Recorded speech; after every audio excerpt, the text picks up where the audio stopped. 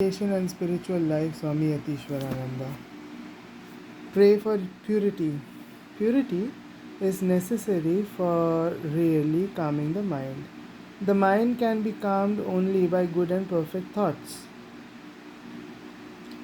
Only by thoughts which are not bound to the body or the world.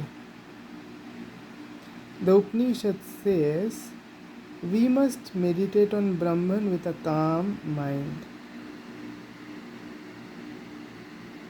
Brahma tad jalaniti shanta upasita. Chandogya Upanishad.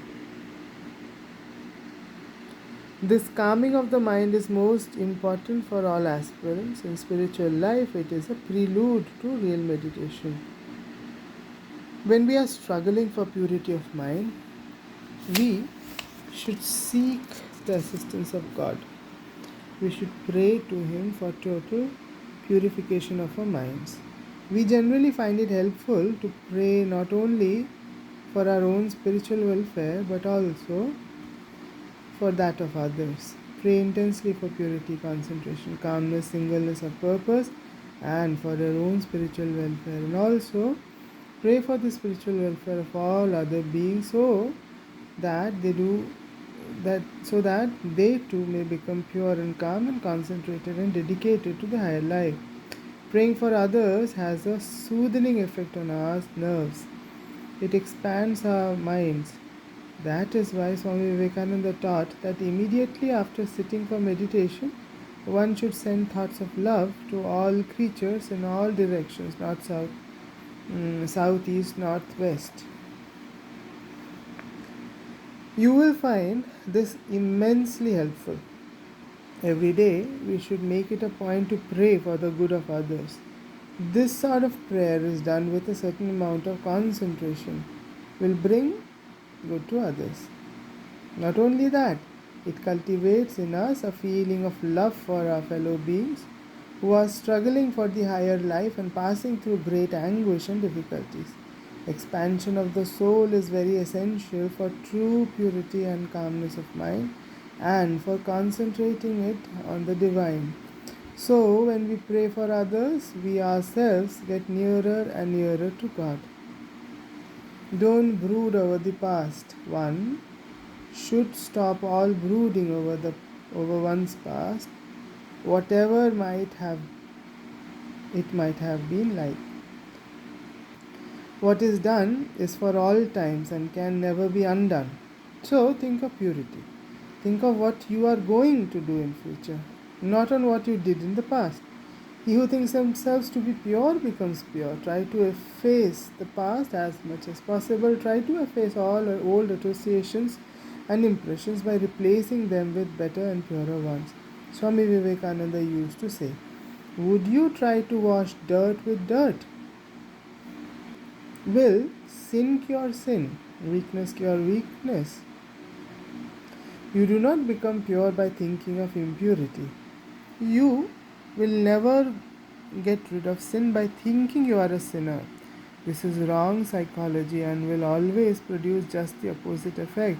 If we dwell too much upon these thoughts of sin and impurity, we will lose sight of the fact that by our spiritual striving we can achieve something. Always try to follow the positive method.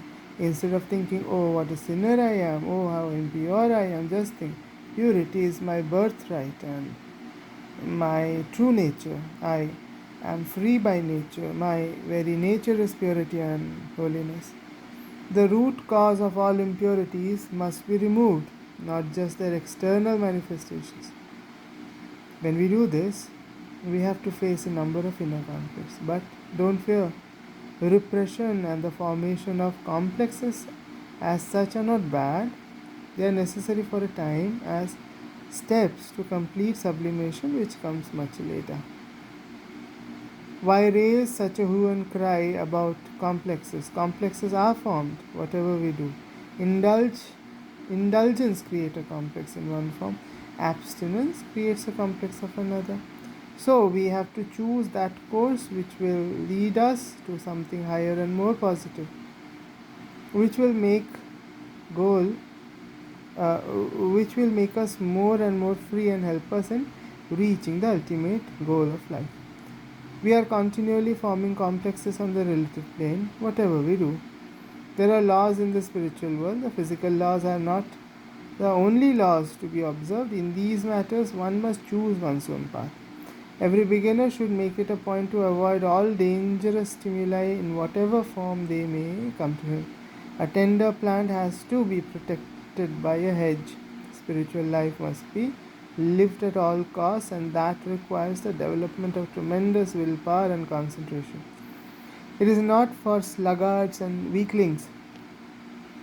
That is why Swami Vivekananda said, if you have faith in all the 330 millions of your mythological gods and still have no faith in yourselves, there is no salvation for you.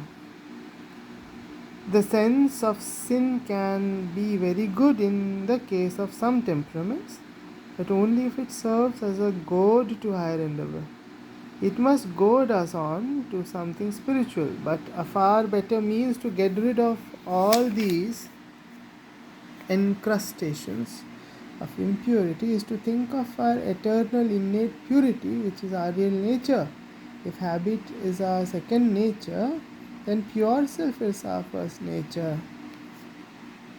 We are all our own ancestors, seen from the spiritual standpoint, and we only reap what we ourselves have sown. But reincarnation is not the most vital point. We have to try to get full illumination in this very life. So, reincarnation should never be stressed very much in spiritual life. In our present life, if our present life is the result of a past, it follows that we can change our future by our present efforts. Karma is never identical with fate. Law of karma is the law of self-effort, intelligent, conscious self-effort, never a teaching of fatalism and lethargy. So, we should rather stress intense sadhana than be fatalistic in our attitudes. The pure heart becomes the reflector of truth. So does the purified, thoughtful mind. The pure mind becomes progressively alive to the ideas of higher life. The purer the mind, the more awakened it becomes, and the better does it reflect the truth. In the highest realization, the mind and the heart both merge in the ultimate truth. So long as we cling to the first false puppets and idols of love that we cherish in our hearts, it is not possible to have at the same time a sincere, deep yearning for God, whatever be our pretensions. It then becomes all empty make believe. But for everybody, there may come a time when these dolls lose all their charm. Then alone comes a true and deep yearning for spiritual life. Then all things worldly becomes saltless.